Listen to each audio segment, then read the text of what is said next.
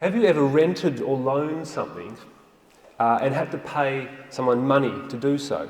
Perhaps you rent a house, have to pay an amount each fortnight to the owner, as well as having those annoying inspections every 6 months to make sure you're looking after the property. If you're anything like me, you find those inspections an annoying intrusion, a lot like having your mum or dad come to inspect your bedroom after they've asked you to tidy it up. Now, this makes you a tenant. You're not the owner. You can't do whatever you like with the house. You have to look after it, and you have to pay money to do so. And kids, it's the same with your bedroom. It isn't really yours. You just get to use it, and you have to tidy it up when mum and dad ask you to. One day, as Jesus was teaching the people in the temple courts and proclaiming the good news, the chief priests and the teachers of the law, together with the elders, came up to him. "Tell us by what authority you are doing these things," they said. "Who gave you this authority?"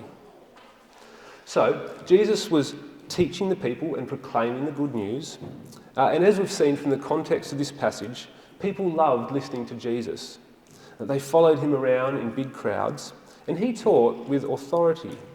People hung on his words. Mark tells us that the people were amazed at his teaching because he taught them as one who had authority, not as the teachers of the law. Tell us by what authority are you doing these things, and who gave you this authority? Now, it's often said that there are no silly questions, but surely the exception to this is to ask a question that you already know the answer to. But in our passage, the leaders asked Jesus an absolute shocker. They have been seeing for a few years now the absolute authority Jesus has in all areas. His teaching, his miracles, and yet they still have the pluck to ask him where this all comes from.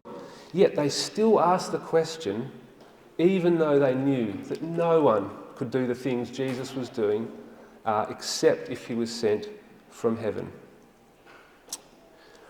Now, I should just clarify one thing here. Even though the leaders asked Jesus this question with the intention of trapping and tricking him, I would say that the question itself is one that needs to be asked and answered by everyone in order to become a true disciple of Jesus. We all need to decide who Jesus is and where his authority comes from.